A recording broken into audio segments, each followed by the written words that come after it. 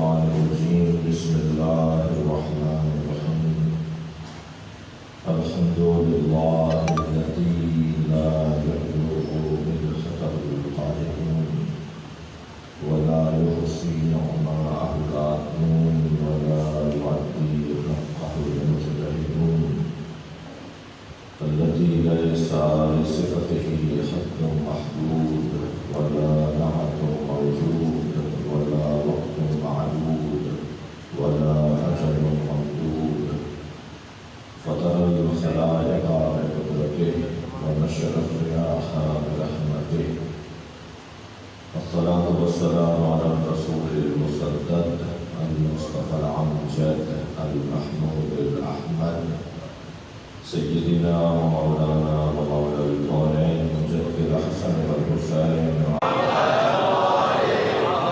ولعنة الله على أعدائهم أجمعين يوم عداوتهم إلى قيام يوم الدين أما بعد قال الحكيم في القرآن الكريم بسم الله الرحمن الرحيم إنما المؤمنون الذين آمنوا بالله ورسوله ثم لم يرتابوا وجاهدوا بأموالهم وأنفسهم في سبيل الله أولئك هم الصادقون صلوات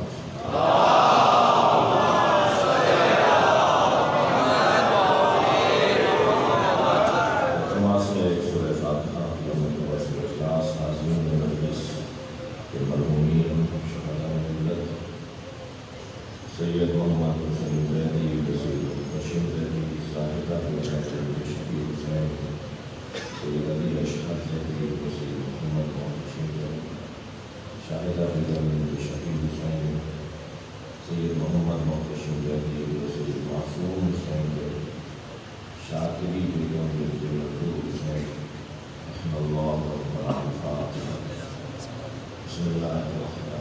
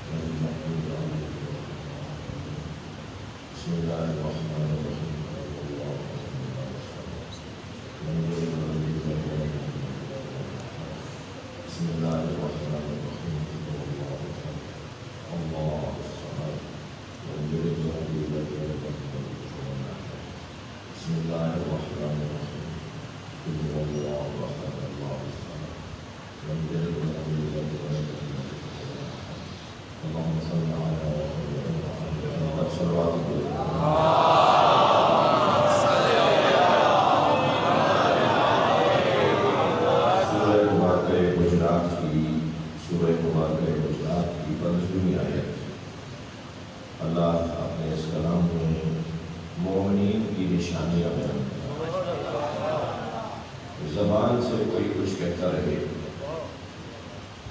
وہ قابل اعتبار بات نہیں ہے. انسان کا کردار پکار کے بتائے،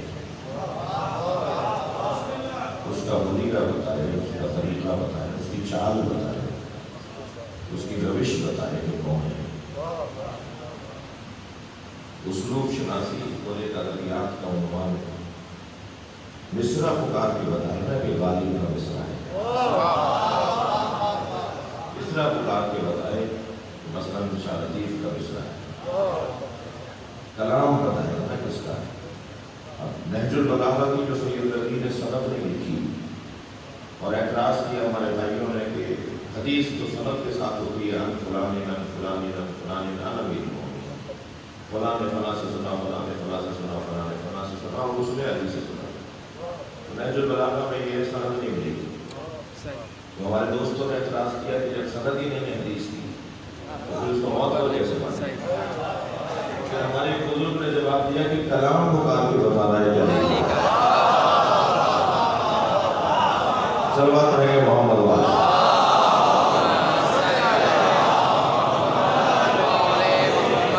ایسا کلام کوئی کہہ ہی نہیں سکتا. اسلوب شناسی.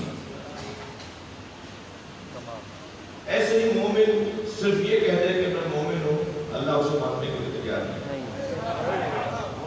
میں نے کہنا خود اسی سورے کے اندر جب سرکار سے آ کے لوگوں نے کہا کہ آمنا، انہوں نے کہا قالوا آمنا، وہ کہتے ہیں ہم ایمان لے آئے، تو فوراً وہی نازل ہوئی ہے میرے حبیب ان سے کہہ دو کہ ایمان تو ان کے دل میں داخل ہی نہیں ہوا ہے، یہ بہت بولیں تو کہیں اسلمنا، ہم اسلام لے کر آئے۔ تو بہت مشکل ہے، یہ بول دینے سے کافی نہیں، اور بہت سے لوگ بہت کچھ بول دیتے ہیں جو پھر انہیں سنبھالا نہیں جا رہا تھا۔ بولتے وقت بولنا چاہیے، سوچنا چاہیے، سمجھنا چاہیے، اپنی حیثیت کے مطابق بولنا چاہیے۔ کون کیا کہہ رہا ہے یہ اس کا کردار، اس کا وجود بتائے گا، دل کا خیال ہوگا۔ لہذا نشانی بیان ہو رہی ہے سورہ مبارکہ کی 15 آیت میں، انما المؤمنون الذین آمنوا باللہ، جان لو کہ مومن اسے کہتے ہیں کہ جو اللہ پر ایمان رکھتا ہے، وَرَسُولِهِ، اور اللہ کے رسول پر ایمان رکھتا ہے۔ رسول ہی کو عطف کیا ہے آمنو کے اوپر، ایک جیسا ایمان۔ اگر ایمان کے اندر کوئی فرق ہوتا تو وہ کہا جاتا آمنو باللہ و آمنو برسولہ، ایمان لے کر آئے اللہ پر اور ایمان لے کر آئے، دوبارہ ایمان کا لفظ بولا جاتا ہے۔ جیسے سورہ مبارکہ آل عمران کے اندر یا ایھا الذین آمنوا اطیعوا اللہ وَأَطِیعُوا الرَّسُولَ وَأُولِي الْأَمْرِ مِنکُم، یہاں پر اطیعوا اللہ، اللہ کے ساتھ علیحدہ استعمال ہوا ہے، دراصل بات ہے محمد والا،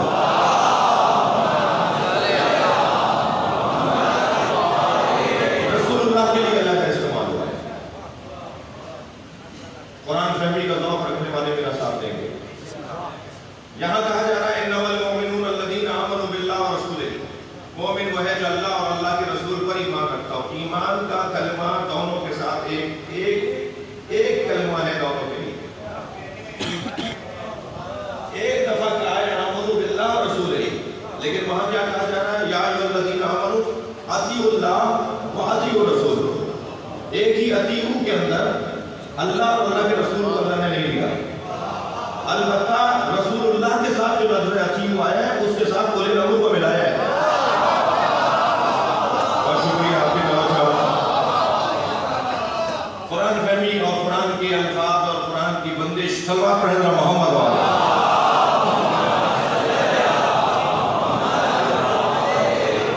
بھائی کیا فرق ہے؟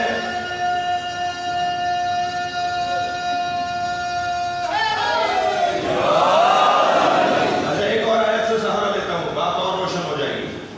ان کنتم تحبون اللہ فاتبعونی، اگر تم اللہ سے محبت کرتے ہو تو میری اتباع کرو۔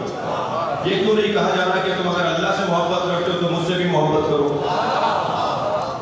یہاں ان کنتم تحبون اللہ، اللہ اپنے حبیب سے کہہ رہا ہے اگر تم اللہ سے محبت کرتے ہو فاتبعونی یحببکم اللہ، تو پھر اللہ بھی تم سے محبت کرے گا۔ یہاں اتباع کا لفظ نبی کے ساتھ ہے، اللہ کے ساتھ نہیں۔ وہاں اطیعوا نبی کے لیے علیحدہ ہے اور اللہ کے لیے علیحدہ ہے، اور صیغہ اطیعوا کے ساتھ رسول اللہ کو اور اولی الامر کو ملایا گیا ہے۔ یہاں ایمان کے ساتھ اللہ کے ساتھ رسول کو بھی رکھا گیا ہے۔ یہ ایسے ہی نہیں ہو گیا کہ میں نے بول دیا کل ٹھیک کر لوں گا، قرآن نے بھائی لا ریب فیہ، جو قرآن پر شک کرے اس پر شک کرنا چاہیے۔ صلوات پڑھیں محمد وعلى محمد۔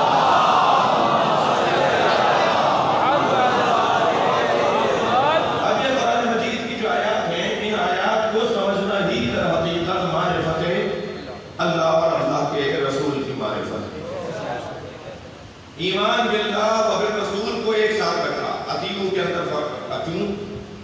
کیوں اطیعوا کے اندر فرق رکھا؟ اللہ کی اطاعت اور رسول اللہ کی اطاعت اور اولی الامر کی اطاعت، یہاں بتانا مطلب یہ تھا کہ تم رسول اللہ کے اوپر تو کوئی شک و شبہ نہیں کرو گے، اس لیے کہ اگر شک کرو گے تو کافر ہو جاؤ گے۔ مسئلہ تو یہ ہے کہ اولی الامر کی وہی اطاعت کرو جو رسول اللہ کی ہے۔ کہاں یہ پہلو دکھانا مطلب تھا، کہیں ایسا نہ ہو کہ تم کہہ دو کہ رسول اللہ کی تو ہم اطاعت کریں گے اور رسول اللہ کے علاوہ ہم کسی اور کی اطاعت نہیں کریں گے۔ تو یہ اولی الامر کون ہے؟ کہنے لگے جی اولی الامر حاکم کو کہتے ہیں، جو حاکم ہوگا وہ اولی الامر ہوگا۔ مثلا اس وقت صدر مملکت عارف علوی صاحب وزیر اعظم عمران خان جو ہے، ان کے سوچ کے مطابق جو ایسا سوچتے ہیں ان کے مطابق وہ لینا ہے. تو میرا تو سوال موٹا سا یہ ہے کہ جیسے رسول اللہ کی اطاعت ہے ایسے ہی ولیوں کی اطاعت ہے.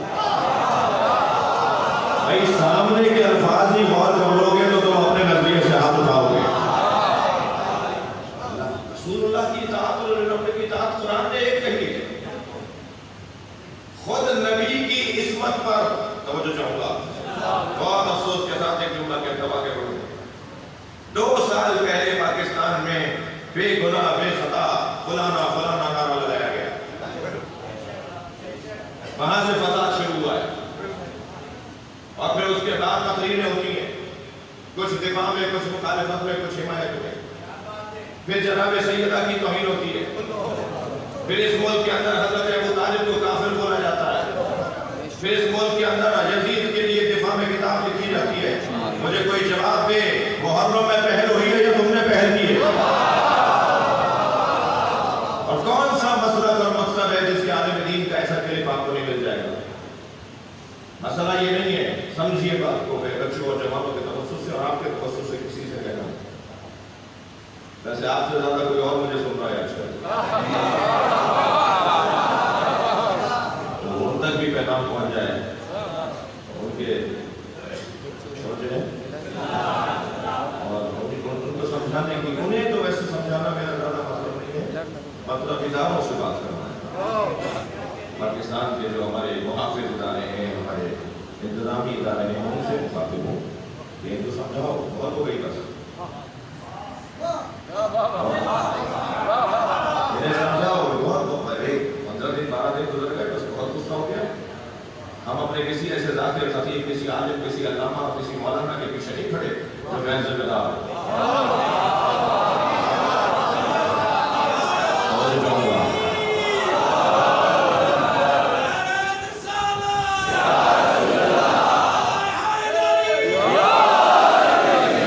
ہم کسی ایسے اپنے خطیب، ذاکر، علامہ، مولانا، مسئلہ کوئی امام اور غیر امام کا بھی نہیں. ویسے ہی دور پیکنگ کا ہے، جن کی پیکنگ اچھی ہے ان کو زیادہ سمجھا جاتا ہے. نہیں عزیزان گرامی، ہم کسی غیر ذمہ دار کے پیچھے نہیں کھڑے. عملی طور پر، نہ صرف زبانی طور پر کہتے ہیں کہ اپنے مجموعہ نہیں بولتے. ہم اپنے مجموعہ میں 50 ہی اپنے خطاب دکھا سکتے ہیں. میٹنگوں میں آ کے اتحاد کی بات کرتے ہیں، اپنے مجموعے میں جا کے کچھ اور بات کرتے ہیں. ایسا نہیں ہے. ہم نہ منافقوں کو مانتے ہیں، نہ ہم خود منافق ہیں. کوئی تعلق منافقت سے نہیں ہے. ہم نہیں کھڑے کسی ایسے. ہم نے عملی طور پر ثبوت دیے ہیں، ہمارے پاس تحریری قانونی کاغذ ہیں کہ ہم اپنے ان لوگوں سے ناراض رہیں کہ جو غیر ذمہ دارانہ گفتگو کرتے ہیں، یا گفتگو صحیح ہوتی ہے مگر محل صحیح نہیں ہوتا، جگہ صحیح نہیں ہوتا. بات غلط نہیں ہے مگر جگہ صحیح نہیں ہے.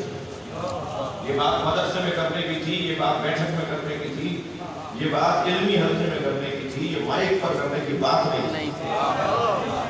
بہت سارے لوگ ہیں جن کی باتیں غلط نہیں ہیں مگر انہوں نے جگہ کا انتخاب صحیح نہیں کیا، لہٰذا ان کے پیچھے بھی نہیں کھڑے. اور آپ کے یہاں بھی توہین کم نہیں ہو. لہٰذا بہت ہو گئی، بس اس سے زیادہ ہم سے برداشت نہیں ہوگا.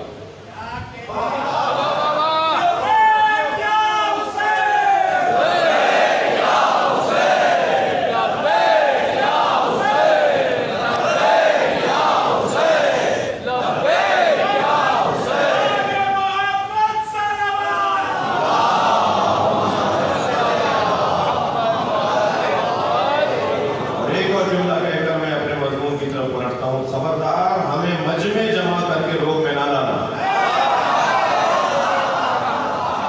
یہ کام ہم تم سے بہت اچھا جانتے ہیں، اور ہمیں مجمع جمع کرنے کے لیے کارڈ نہیں چھپوانے پڑتے، دعوت نامے نہیں دینے پڑتے، ہاتھ پیر جوڑ کر نہیں بولتے کہ مجلس جلسے میں آ جانا. ہمارے یہاں تو صرف اعلان ہو جاتا ہے کہ مجلس ہو رہی ہے، جگہ کل پڑ جاتی ہے. سلوات پڑھیں محمد آواز.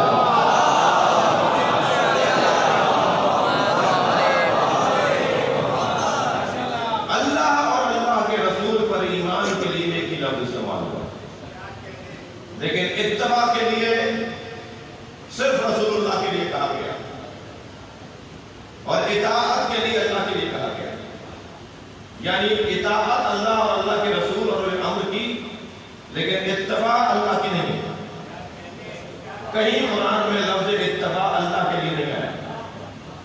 لفظ اتباع قرآن میں نبی کے لیے آیا ہے، دیکھنا چاہوں گا، لیکن لفظ اتباع قرآن میں اللہ کے لیے نہیں آیا۔ کیوں؟ لیٹ ہو گئے ہو تم؟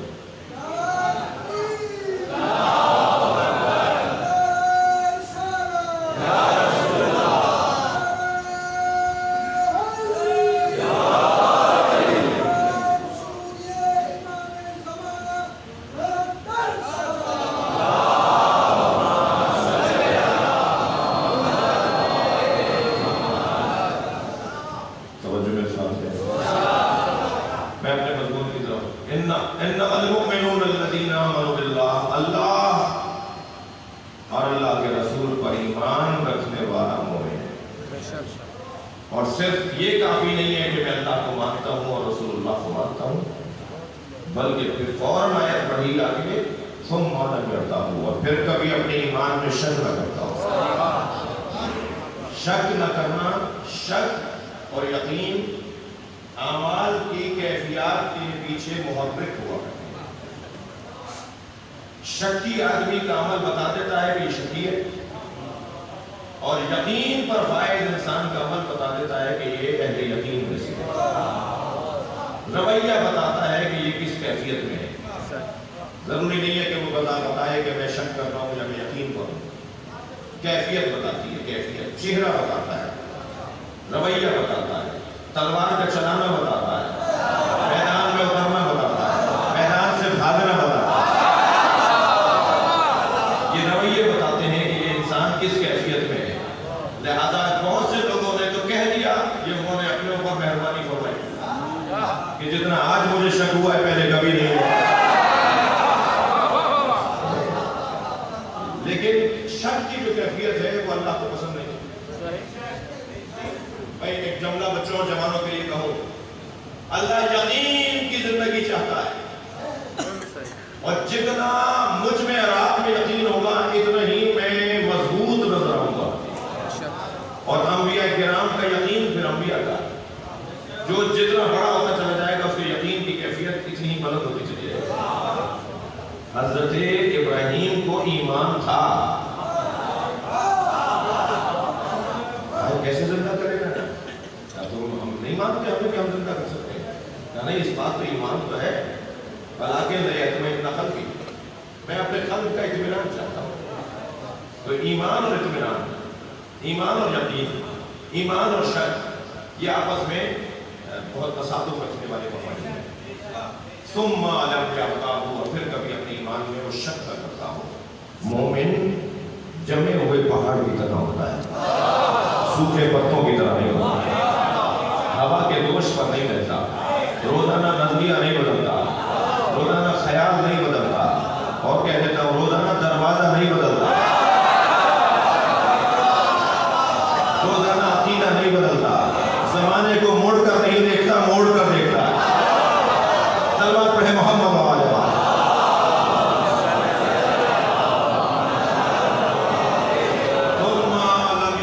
اور پھر اس کے بعد ایمان کے بعد شک نہ کرتا، یقین بڑھانے کی ضرورت ہے۔ جنگ صفین ہے، مولا کے ایک چاہنے والے کا ہاتھ کٹ گیا، وہ اپنے ایک ہاتھ سے دوسرا کٹا ہوا ہاتھ دوڑتا ہوا مولا کی خدمت میں آیا، مولا میرا ہاتھ کٹ گیا، کونی سے ہاتھ کٹ گیا، ہاتھ اٹھا کے لایا، مولا میرا ہاتھ کٹ گیا۔ حضرت نے اس کا ہاتھ لیا، اس کے کٹے ہوئے ہاتھ سے اس کی کونی سے لگایا اور کچھ پڑھا، ہاتھ جڑ گیا۔ مولا کا شکریہ ادا کر کے جانے لگا، 2 قدم آگے گیا، پھر پلٹ رہا ہے، مجھے لگ رہا ہے یا علی آپ نے پڑھا کیا ہے؟ بس جو شخص اپنی حدوں سے باہر نکلتا ہے نا اس کو نقصان ہوتا ہے۔ اگر بتانا ہوتا تو مولا خود بتا دیتے، اور اگر بتا بھی دیں گے تو تمہاری زبان کی تاثیر اور ہے، علی کی زبان کی تاثیر۔ یا علی مدد تو میں بھی بولتا ہوں، اور یا علی مدد تو بیسم بھی بولتے تھے، کیا دونوں کا بولنا برابر ہے؟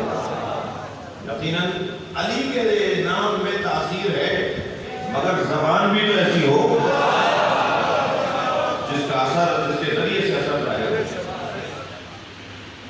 میں نے کی ہے لیکن ایک عرفانی بات ہے میں کہہ دیتا ہوں. دیکھیے جو مجرا ہوتا ہے نا، جو جاری ہونے کی جگہ ہوتی ہے، جو صادر ہونے کی جگہ ہوتی ہے، جو ظاہر ہونے کی جگہ ہوتی ہے، وہ جگہ بہت اہمیت کی حامل ہے. ایک چیز بہت عمدہ ہے، بہت اچھی ہے، مگر یہ کہاں سے گزر کر رہی ہے؟ یہ جہاں سے گزر کر آ رہی ہو نا، اس جگہ کا بہت بڑا اثر ہے. وہ جہاں سے گزر کر آ رہی ہے، اس چیز کو وہ تنگ بھی کر سکتی ہے، اس چیز کو وہ بڑا بھی کر سکتی ہے، اس چیز کی تاثیر ختم بھی کر سکتی ہے، اس کی تاثیر بڑھا بھی سکتی ہے. وہ جو مجرائے ظہور ہے، مجرائے نور ہے، اس مجرا کو، اس گزرگاہ کو جتنا چاہتا، اس گزرگاہ کو معتبر ہونا ضروری ہے. بہت بڑے بڑے پیغامات ہیں مگر گزرگاہ صحیح نہیں تھی. بہت آفاقی باتیں ہوتی ہیں مگر گزر کے کہیں اور سے آیا ہے. لہذا ہم یہی تو کہتے ہیں کہ اگر ہدف اچھا ہو تو وسیلہ بھی اچھا ہو. وسیلے کو بھی پاک رکھو. بہت سے لوگ ہیں جو مقصد، ہدف اور مقصد بلند رکھتے ہیں مگر وسیلہ ان کا ٹھیک نہیں ہے. بہت پرانی اور بہت سنی ہوئی مثال آپ کی. ایک مسلمان نے آ کر مکے میں پیاز کا ٹھیلا لگا دیا. اسے خبر یہ ہوئی تھی کہ مکے میں پیاز کا ہے، اور جب وہاں پہنچے تو معلوم ہوا کہ پیاز تو سب سے زیادہ ہے مکے میں، اور کوئی خرید ہی نہیں رہا، اور اس کا سرمایہ ضائع ہو رہا ہے. تو چلے گئے وہ ایک حضرت کے پاس، حضور آپ میری کوئی مدد کریں، میں مسلمان ہوں، میرا پیسہ ضائع ہو رہا ہے. کہنے لگے کوئی بات نہیں، آج مسجد میں ہم خطاب کریں گے، اور اسی وقت تمہاری پیاز. مقصد کیا ہے کہ مسلمان کو نقصان نہ ہو، اور ذریعہ کیا ہے؟ من قال رسول اللہ من اللہ قال رسول اللہ من اکلا بسلا اکتا فی المکہ وجبت لہ الجنہ. میں نے رسول اللہ سے سنا کہ جس نے اکے کی پیاز مکے میں کھائی اس کا جنت واجب. تو دوڑ لگ گئی، باہر کی مکے والا بیٹھا ہے ٹھیلا لیے ہوئے، سارا ٹھیلا ایک لمحے میں بک گیا. بولنے لگا جی مولانا پڑا آپ کا احسان، یہ آج ہی نہیں ہے ایسے لوگ. اپنے مطلب کی باتیں پیش کریں.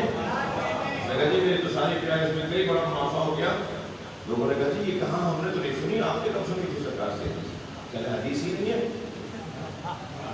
میں نے تو مسلمان کو نقصان سے بچایا. کہ یہ نبی نے نہیں فرمایا؟ کہ نہیں نبی نے نہیں فرمایا. پھر آپ نے کہہ دیا نبی نے فرمایا. کہنا ہاں میں نے کہا ہے، اور مصلحت کی خاطر کہا ہے کہ کسی مسلمان کا نقصان نہ ہو. عزیزان گرامی، آپ اسی ایک مثال سے لے لیجئے کہ کیا ہوتا اگر کربلا نہ ہوتا. جتنا چاہوں گا نقطہ صاحب یوم حسین میں گئے، عنوان یہ تھا کربلا نہ ہوتی تو کیا ہوتا. سب نے تقریریں کر لی، نقطہ صاحب کو ملے 2 منٹ. کہا جی حضور 2 منٹ میں کہہ دیجئے جو کہنا ہے. کہنے لگے جی میں 1 منٹ میں کہہ دوں گا. اور مائک پر گئے اور جا کر کہنے لگے کوئی لمبی تقریر کا وقت نہیں ہے، ایک جملے میں بتاتا ہوں، کربلا نہ ہوتی تو جمعے کی نماز بدھ کو ہوتی.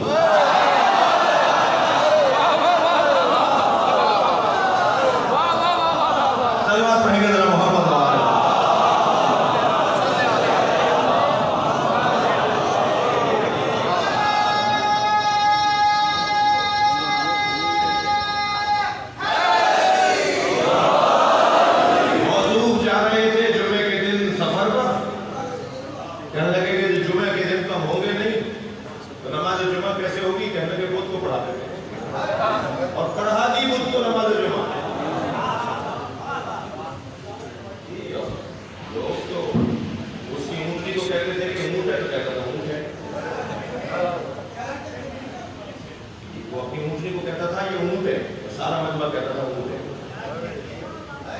یہی اندھی تقلید ہی تو تھی جس پر مولا علی نے فرمایا کہ میں اپنے 10 دے کر، میں اپنے 100 دے کر ان کے 10 لینے کو تیار. اندھی اطاعت اور تقلید کرنی ہے تو معصوم کی کرنی ہے نا. بہرحال بات یہ ہے کہ بہت بھیانک بڑا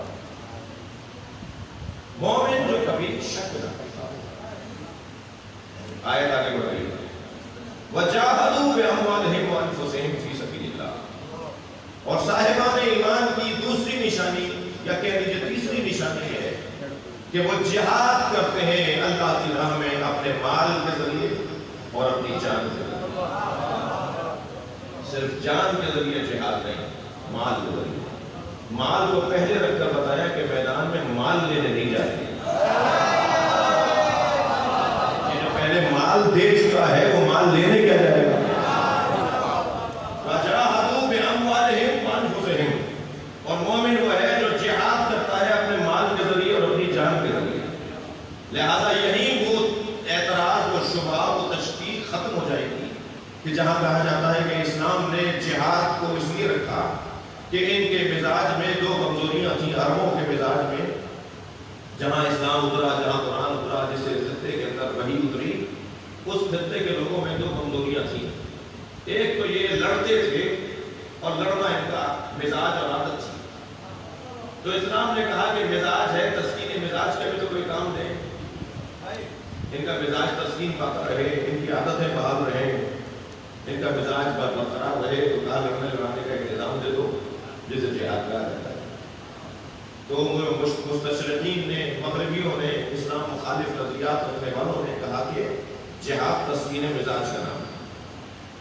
دوسرا نظریہ یہ دیا کہ نہیں، یہ تو صحیح ہے، مگر ایک اور فلسفہ اور ایک اور مقصد بھی تھا اسلام نے جو جہاد رکھا، وہ ہے تحصیل معاش، حصول معاش. ان کے پاس کچھ تھا ہی نہیں، یہ لڑتے تھے، لوٹتے تھے. جا کے فلاں قبیلے کے اوپر کسی بہانے سے لڑائی چھیڑ دو، اسی بہانے سے لڑائی چھیڑو، اور پھر 2 مہینے تک لڑائی ہوگی، اور پھر جو جیتے گا اس کو مال مل جائے گا. تو لڑتے تھے مال کی خاطر. تو یا تسکین مزاج کے لیے لڑتے تھے یا حصول معاش کے لیے لڑتے تھے. اسلام نے ان دونوں باتوں کا جواب دے دیا اور کہا کہ مجاہد وہ ہے کہ جو پہلے اپنا مال دیتا ہو پھر میدان میں اترتا ہو. تو دینے والا مجاہد ہے، لینے والا مجاہد نہیں. اسلام نے فلسفہ جہاد کو ایک ہی لفظ میں الفاظ کے تقدم و تاخر سے ہی بیان کر دیا. الفاظ کو مقدم کر کے، مال کو مقدم کر کے بتا دیا کہ یہ مال کی خاطر نہیں جائے گی. یہ مقصد ان کا مال نہیں ہے. اللہ اکبر. ان کا مقصد جہاد ہے، اللہ کی راہ میں رکاوٹوں کو ہٹانا ہے. جو فی سبیل اللہ، اللہ کی راہ میں پتھر آ رہے ہیں، ان پتھروں کو ہٹانا جہاد ہے. جی اب یہ میدان میں اترتے ہیں مال کی قربانی کے ساتھ، جان کے نذرانوں کو دینے کے لیے اترتے ہیں. یہ میدان میں واپس آنے کے لیے نہیں جاتے، یہ میدان میں جاتے ہیں ڈٹنے کے لیے. 2 مثالیں دوں گا اور آپ سے چند جملوں کے مسائل کے بعد رخصت دوں گا. ہم نہیں معلوم ہوگا مثالیں میری کتنی لمبی رہتی ہیں اور کتنی جلدی میں بات پوری کر دیتا ہوں. یہ مجاہد جو ہے نا، یہ جو مجاہد ہے، یہ میدان میں جب اترتا ہے تو یہ واپس آنے کے لیے نہیں اترتا، یہ شہادت کو ڈھونڈنے نکلتا ہے. اور جس نے شہادت کو ڈھونڈنا اپنا مقصد بنا لیا، پھر اسے موت مارتی نہیں ہے، موت اسے وہ موت کو مارتا ہے. اور ایسا موت کو مار دیتا ہے کہ بہت سے زندوں سے زیادہ اس کی زندگی یقینی ہوتی ہے. اس کا مزار ہدایت دے رہا ہوتا ہے، اس کا نام لوگوں کو زندگی دے رہا ہوتا ہے، اس کے ذکر سے لوگوں کو حیات مل رہی ہوتی ہے. مجھے بتائیے اس وقت یہ جو مجمع حسین کے نام پر جمع ہوا ہے، یہ سب زندگی لینے آیا ہے نا؟ ایک ایسے زندہ کا تذکرہ، ایسے ذی حیات کا تذکرہ جس کو مردہ کہنا قرآن کی زبان میں حرام ہے. لا تحسبن الذین قتلوا فی سبیل اللہ ولا تقولوا لمن یقتل فی سبیل اللہ. خبردار سوچو بھی نہیں، خبردار بولو بھی نہیں. اللہ سوچنے پر پابندی لگا رہا ہے، حسین کو مردہ نہ کہنا. اللہ بولنے پر پابندی لگا رہا ہے، خبردار کربلا والوں کو مردہ نہ کہنا. یہ زندہ ہے اور ان جیسی زندگی تو کسی اور کی ہے ہی نہیں. اللہ اکبر. زندگی جو ظاہری ہے اس میں روٹی کہاں سے ملتی ہے؟ مشروط ہے. تھوڑا بات جا رہی ہے تو گردن ہلاتے رہے گا. ہماری ظاہری زندگی میں ہمیں روٹی کہاں سے مل رہی ہے؟ مشروط ہے. حلال ہے یا حرام ہے؟ اپنا ہے یا غصب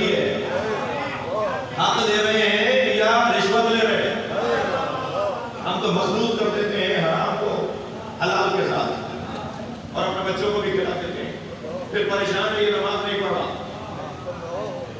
پھر پریشان ہے یہ جھوٹ بول رہا ہے، پھر پریشان ہو رہے ہیں یہ دوغلا ہو گیا، یہ پریشان ہو رہے ہیں کہ یہ چاپلوس ہو گیا ہے، پھر پریشان ہو رہے ہیں یہ چغل خور ہو گیا ہے، یہ وہاں کی مال لگاتا ہے، گھروں میں فساد پھیلا رہا ہے، خاندانوں میں لڑائیاں کروا رہا ہے۔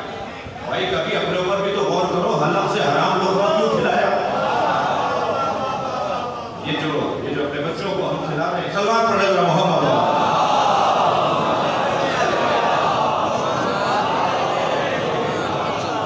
میں نے ایک جوان کو دیکھا، میرے ساتھ وہ حج پر گیا، اس کے بعد اس سے ہماری ملاقاتیں رہتی ہیں، حج کے اور زیارتوں کے جو ساتھی ہوتے ہیں ان کی دوستی بڑی نہیں ہوتی ہے، اپنی عجیب دوستی ہوتی ہے، سچی دوستی ہوتی ہے۔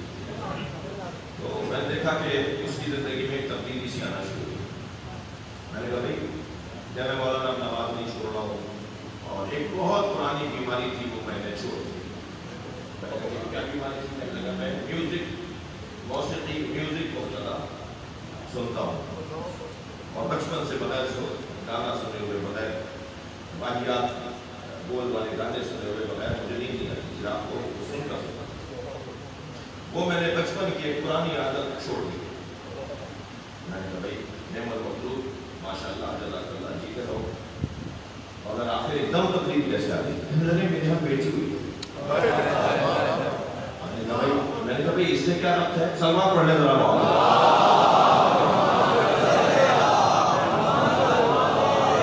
اس سے بہتر سلوات پڑھ لیجیے۔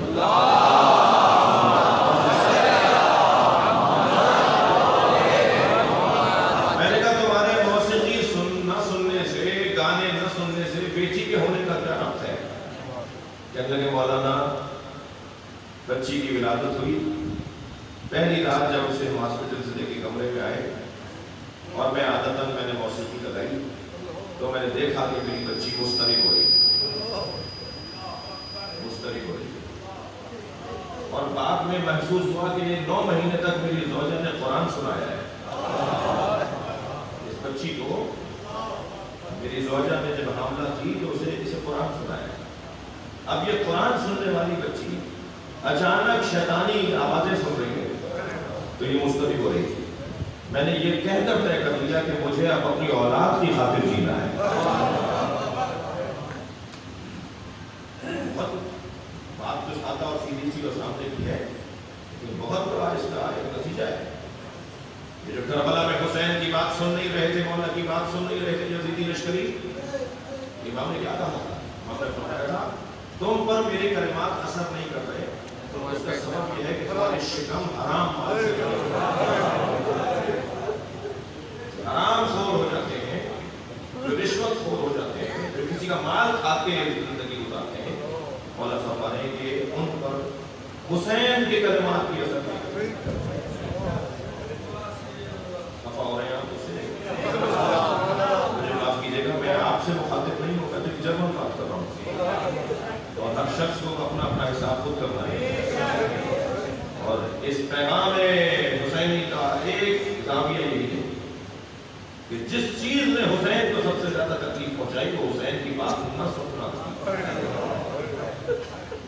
امام کی بات نہیں سنی جا رہی، آج حسین کے نام پر بات سنی جا رہی ہے مگر خود حسین کی بات نہیں سنی گئی۔ اور جب بار بار میرے مولا نے کہا نا تو خیمے سے رونے کی آواز آئی۔ فضائل کے باب میں ہوں لیکن ایک مثال دے رہا ہوں۔ امام پلٹ کر آئے کہتے ہیں نا کیوں رو رہی ہو؟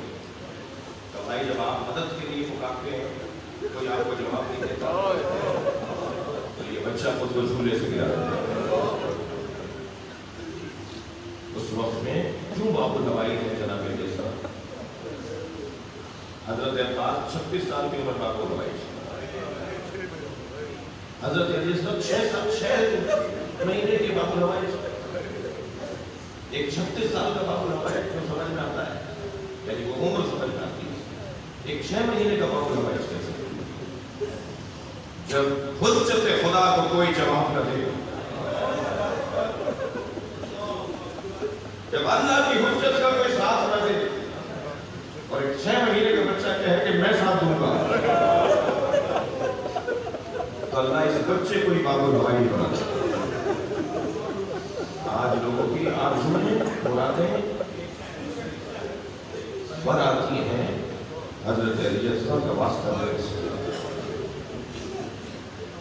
मैं वास्ता देता हूँ हजरत अली का अपने आप को और आपको कि अपनी जिंदगियों में हराम मालूम पर उसको हाथ नहीं लगाएंगे। अगर कहीं से जबरदस्ती आ भी गया है तो उसे बांट दीजिए, गरीबों में बांट दीजिए, मसाकीन में दे दीजिए उनको कि जिनकी वजह से ये सब कुछ हो रहा है, जिनका इस्तेसाल हो रहा है इसको। तो चपरासी से लेकर और सबसे बड़े अफसर तक सब मुब्तला है मुश्किलात में। कोई कसदन है, कोई इरादतन है, कोई गैर इरादी है, कोई सिस्टम की खराबी की वजह से हराम ले रहा है और कोई कसदन हराम दे रहा है। खुदा के वास्ते इमाम हुसैन को सबसे ज्यादा तकलीफ हराम खोरी में पहुंचाई।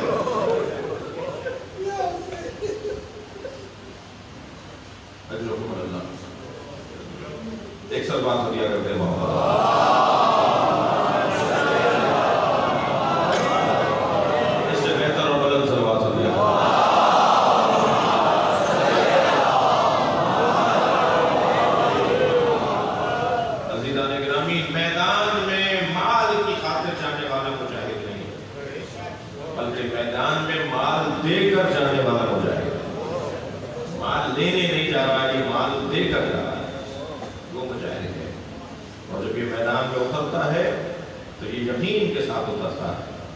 मेरे मौला अली की देखते हैं कहाँ उस मजमून को बयान करूँगा, मैं बयान नहीं कर पाया हूँ, का बयान नहीं हो पाया। हो सकता है हैदराबाद के रबी अव्वल के सिलसिले में बात हो सकता है मौलाना में बात हो कि मौला अली की जो ज़रबत है, मौला अली का जो जिहाद है, मौला अली का जो जिहाद है उसकी 14 खुसूसियतें हैं जो अली के अलावा किसी और मुजाहिद में नहीं। बयान होगा भी तफसील से कि मौला कायनात के जिहाद की खुसूसियात, अली जैसा मुजाहिद कोई नहीं। कफ़ल्लाहुल क़िताल अल मुमिनीना बिअली इब्न अबी तालिब। जब मेरे मौला अली जंग लड़कर जिहाद करके वापस लौटते थे और जिहाद और वो जंग फतह करके लौटते थे तो नबी मुकर्रम बहुत जल्दी खत्म कर देते थे किस्से को। ये खैबर भी चाहते थे इसलिए खिंचा के अली नहीं थे और जंगों की तरह पहले दिन ही काम तमाम। जब मौला लौटते थे वापस आते थे जिहाद से तो सरकार दो जहां एक जुमला तकरारन कहते थे, बार बार हजरत ने जुमला कहा है। साहबा किराम फरमाते हैं, हजरत फरमाते थे अल्लाह ने मोमिनीन से क़िताल को अली की वजह से मुआफ कर दिया, मेरा अली ही काफी है। सलवात पढ़ेंगे मोहम्मद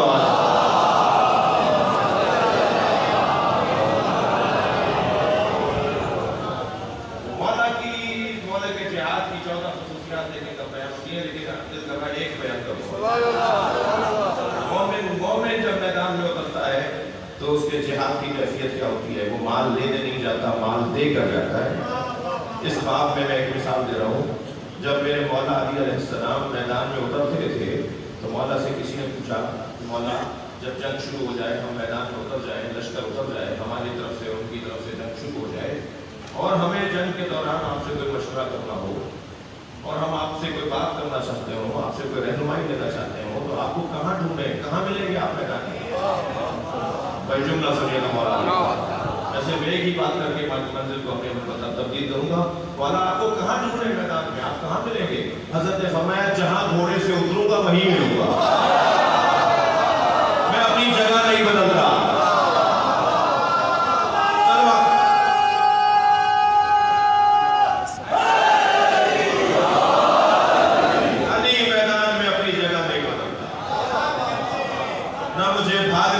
पीछे जाना होगा, हर किसी में जुर्रत है कि वो मुझे भगाने के लिए आए। सलवात पढ़ेंगे अली के नाम।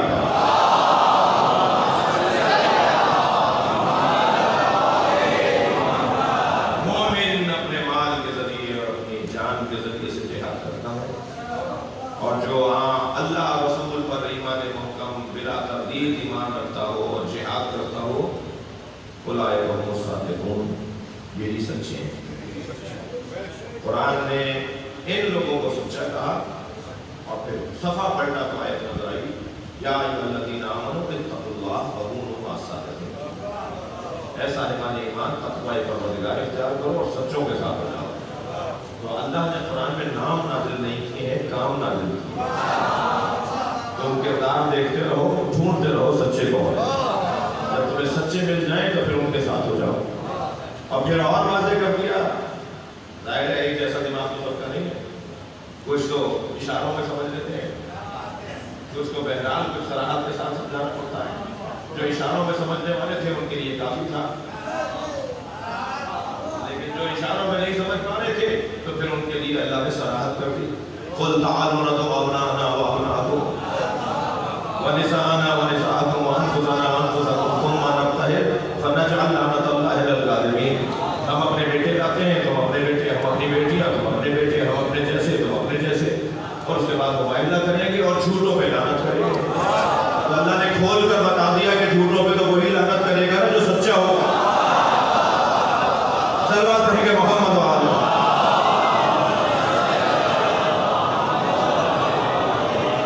اولئک هم الصادقون۔ آیت کا ترجمہ اور مختصر تفصیل مکمل ہوئی میرے حصے کی۔ سچائی اور صداقت کی ایک حسین مثال اور اعلیٰ ترین مثال کو کربلا کے اس آیے کریمہ پہ عاملین آیے کریمہ اگر ہمیں مکمل نظر آتے ہیں تو وہ کربلا والے نظر آتے ہیں۔ ایمان باللہ پھر رسول شک نہیں ہے ایمان میں، مال دینے آئے ہیں، جان دینے آئے ہیں، اور پھر صداقت کا ایسا پکا عنوان کہ آج جو انہیں کچھ کہے گا وہ اونھے منہ کرے گا، اور جو ان کے پیچھے چلے گا اور ان کی اطاعت کرے گا وہ سرفراز ہوگا۔ خبردار صحابہ کرام کی توہین کرنے والا شیعہ نہیں ہو سکتا، اور اگر کوئی کرتا ہو تو میرا مجمع، محترم مجمع میں ان سے مخاطب ہو، جو کیے آپ کو تباہ اور تاخیر، جو کیے بھائی مولا کی بات کرو بس، مولا کی بات کرو بس، اس کے علاوہ ہمارے پاس وقت نہیں ہے۔ تم نے 1 گھنٹے کے خطاب میں 20 منٹ لگا دیے کسی اور کے اوپر غور کرنے، صرف مولا پہ غور کرو گھنٹے میں، 1.5 گھنٹہ جتنا تمہیں خطاب کرنا ہے مولا کی بات کرو، کسی اور کی بات نہیں کرو۔ مولا کی بات میں اگر صحابہ کرام کی بات آتی ہے تو کرو۔ توہین، بے ادبی، نامناسب جملے، چھپتے ہوئے جملے، اشارے، کنایے، خبردار خدا کے واسطے ہم پہلے سے کہتے آ رہے ہیں کسی سے دباؤ میں نہیں ہو رہے، ابھی پہلے سے کہتے آ رہے ہیں، خود بھی اس پر عمل کرنے والے ہیں۔ ایک تو یہ والا خیال رہے، سازش ہو رہی ہے، انہیں سنی شیعہ کو لڑوانا نہیں ہے، یہ جب چاہیں گے تو سنی کو لڑوا دیں گے، اور میں شیعہ قوم سے مخاطب ہوں، خبردار سنی جب لڑوا ہو تو خوشی نہیں ہونی چاہیے، تکلیف ہونی چاہیے، اس لیے کہ جب اہل سنت میں لڑائی ہوگی تو اس کا نقصان شیعوں کو بھی ہوگا۔ لڑائی نہیں ہونی چاہیے، علمی اختلاف ہونا چاہیے، گفتگو ہونی چاہیے، دلائل کی روشنی میں بات ہونی چاہیے، معقول، مستدل، منظم، تہذیب کے ساتھ بات ہونی چاہیے۔ بتائیے بات طے ہے کہ صحابہ کرام کے بارے میں توہین کرنا قرآن میں آیا ہے ان کی عظمت پر، مولا علی کا خطبہ ہے نہج البلاغہ میں، مولا سجاد کی دعا ہے صحیفہ کاملہ میں، میں تو خود پورا اشرف اصحاب رسول پہ پڑھ چکا ہوں، یہ کوئی کسی کے دباؤ میں آ کے بات نہیں کر رہے، پورا باب العلم کا میرا 2 سال پرانا اشرف، پورا امہات المومنین پر اشرف پڑھایا ہے، نبی کی زوجاؤں کے اوپر اشرف پڑھایا، النبی اولیٰ بالمؤمنین من انفسہم وازواجہ امہاتہم۔ اس آیے کریمہ کو سوچ کر نبی تمام مومنین سے اولیٰ ہیں، نبی تمام مومنین سے اولیٰ ہیں، اور نبی کی زوجائیں مومنین کی مائیں ہیں۔ اسی طرح صحابہ کرام کا مقام بہت بدل ہے۔ اگر اسے کسی نے پوچھا کہ پروفٹ کے گھر والوں کو مانتے ہیں یا دوستوں کو، ایک غیر مسلم نے اس سے پوچھا کہ آپ پروفٹ کے گھر والوں کو مانتے ہیں، پروفٹ محمد کے گھر والوں کو مانتے ہیں یا دوستوں کو؟ میں نے کہا جی دوستوں کا ہم احترام کرتے ہیں مگر اطاعت گھر والوں کی کرتے ہیں۔ یہ قاعدہ بنائیے اپنے دماغ میں، صلوات پڑھیں محمد و آلہ۔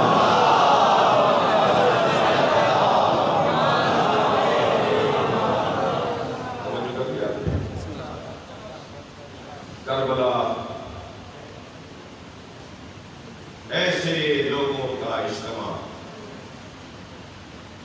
کہ جن پر حسین کو فخر ہے. انی لا ارى اصحابا کاصحابی، میں نے کسی کے اصحاب ایسے نہیں دیکھے جیسے میرے اصحاب. چراغ بجھا بھی رہا ہوں تو نہیں آ رہے، وہاں نبی آوازیں لگا رہے تھے تو نہیں آ رہے تھے. اور قرآن کا واقعہ ہے، جیسے میں نے اصحاب دیکھے ایسے یہاں چراغ بجھا رہے ہیں تو نہیں جا رہے، وہاں لوگ علی کو چھوڑ چھوڑ کے گئے. کیونکہ صفین میں ایک بڑی تعداد تھی جو مولا علی کو چھوڑ کر چلی گئی تھی. جب جاننے والوں میں تعداد بڑھنے لگی تو پھر خواتین نے خطبے دیے ہیں میدان میں کھڑے ہو. 4-5 مولا علی محبہ خواتین کے خطبے ہیں جنگ صفین میں. ایک اس کونے پہ کھڑی ہو گئی، یہ وقت آ گیا تھا، ایک اس کونے پر کھڑی ہو گئی اور مولا کے فضائل پڑھ کر جاتے ہوئے لوگوں کو کہتی تھی کہ کہاں جا رہے ہو، علی کو چھوڑ کے کہاں جا رہے ہو. اور پھر ان کے خطبوں کے نتیجے میں وہ تعداد جو جاتی تھی وہ لوٹ آتی تھی. تو ایسے لوگ تو علی کو بھی نہیں ملے. امام حسن کے ساتھ کیا ہوا؟ دانوں میں مبارک متن چل رہا. امام حسن کے عبادت کر رہے تھے، مصلے پر کھڑے عبادت کر رہے تھے، مصلہ کھینچ گئے جس کی وجہ سے حضرت گرے.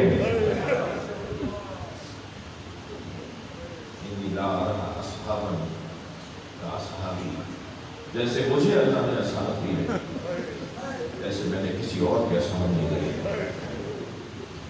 کیسے اصحاب تھے؟ ایک دوسرے سے مقابلہ کر رہے تھے کہ پہلے میں جاؤں گا، پھر دوسرا کہتا تھا نہیں میں جاؤں گا، پھر تیسرا کہتا تھا کہ آپ دونوں میرے بڑے ہیں میں جاؤں گا، پھر چوتھا کہتا تھا کہ حسین نے تمہیں بھی یاد کیا تھا تم صحیح ہو، تم نہیں جاؤ میں جاؤں گا.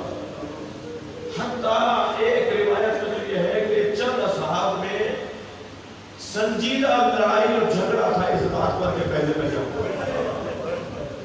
جس کا فیصلہ پھر حسین کرتے تھے. اور جب یہ اختلاف دیکھتے تھے کہ ان میں اختلاف اس بات پر ہے کہ پہلے میں حسین پہ قربان ہو جاؤں گا.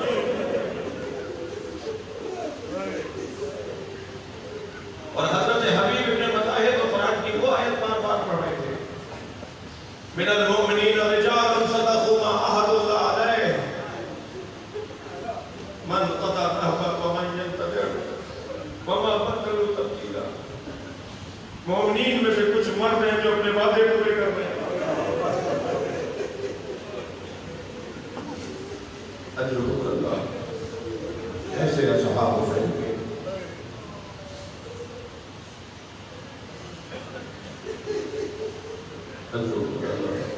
حسین نماز پڑھ رہے ہیں، وہاں سے آواز آئی تیر مارو.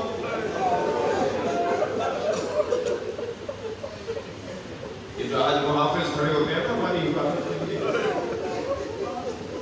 یہ جو گارڈز کھڑے ہوتے ہیں، یہ جو اسکاؤٹس کھڑے ہوتے ہیں، میں ان کا بڑا احترام کرتا ہوں. آپ بھی ان سے ناراض نہیں ہوا کریں، بلکہ ان کو ادب احترام ان کو سلام کریں. یہ کہاں کھڑے ہیں؟ اگر کوئی بھی ادب بدتمیز دہشت گرد آئے گا تو سب سے پہلے یہ نشانہ صحیح ہے. وہ پاک فوج کے لوگ ہوں، رینجرز کے لوگ ہوں، وہ پولیس کے اہلکار ہوں، وہ اسکاؤٹس ہوں، ان کا بڑا مقام ہے. ان لوگ دھتکار رہے ہوتے ہیں، یہ تلاشی لینا چاہتے ہیں، لوگ ان سے لڑتے ہیں. کیوں لے رہے تلاشی کو؟ اس لیے کہ حسین کے ذکر میں کوئی خلل نہ آئے. اور میں ایک مرتبہ مجھے نہیں پہچانتے بھائی، تم اگر بڑے آدمی بھی ہو تو اپنی چیکنگ کروا دو. اگر تم مشہور آدمی ہو تب بھی کھڑے ہو جاؤ کہ آؤ مجھے چیک کرو. جب حسین پر تیر پھینکا گیا تو آتا ہوا تیر سب سے پہلے زہر عین میں روکا اور اس کے بعد آواز لگائی عبداللہ، سعید بن عبداللہ، حسین کی نماز کی حفاظت. दो असहाब हैं जो इमाम हुसैन की नमाज की हिफाजत कर रहे हैं, एक जनाब ज़ुहैर इब्न तैन और एक जनाब सईद इब्न अब्दुल्लाह। ज़ुहैर ने ज़्यादातर तीरों को अपनी तलवार से अपनी ढाल से रोक लिया। ज़ाहिरन तो एक तीर भी ज़ुहैर को नहीं लगा, लेकिन हज़रत सईद इब्न अब्दुल्लाह को कई तीर लगे और एक तीर तो ऐसी जगह सीने पे आके लगा कि सईद इब्न अब्दुल्लाह ठहर नहीं पाते, मगर हुसैन की नमाज की आवाज आ रही। अपने आप को समझाने लगे, खबरदार फिर नहीं जाना और हिम्मत करो, और हिम्मत करो, हिम्मत नहीं अभी हुसैन की नमाज मुकम्मल नहीं। यहाँ मेरे मौला हुसैन ने सलाम कहा, मौला हुसैन की नमाज मुकम्मल हुई। सईद तो बहुत पहले गिर जाते, कि सईद का अपने ऊपर एतमाद और आसाब की मजबूती ने सईद को रोका हुआ था। खून तो बहुत निकल चुका था, फौरन सईद जमीन पर गिर गए। फिर नमाजी खड़े हो गए इमाम हुसैन की हिफाजत के लिए, और इमाम आगे बढ़कर सईद के करीब बढ़े और उनका सर अपनी आगोश में दिया। जैसे ही सईद का सर अपनी आगोश में दिया, सईद ने आंखें खोली और अपना सर हटाने लगे। इमाम ने बताया, सईद क्यों हटा रहे हो, क्यों हमारे हमसे दूर हो रहे हो? कमाला ये शहजादों की जगह,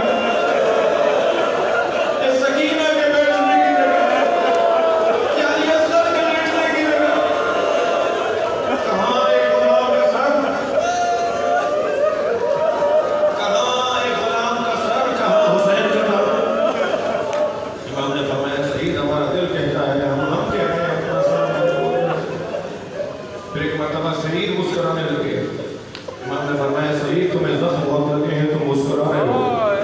फरमाया, मौला मुझे ज़ख्मों की तकलीफ दूर हो रही है, मेरे सिरहाने रसूलुल्लाह आ गए, मुझे जन्नत की बशारत दे रहे हैं। अजरो कमल्लाह, जो रो रहे हैं, अपनी आवाज़ों को आज़ाद रखें। 2-3 मंजिलें ले ली हैं। फिर कुछ देर के बाद सईद फिर मुस्कुराए। इमाम ने फरमाया, अब क्यों मुस्कुराए हो? कहा, मौला मेरे सिरहाने अली आ गए,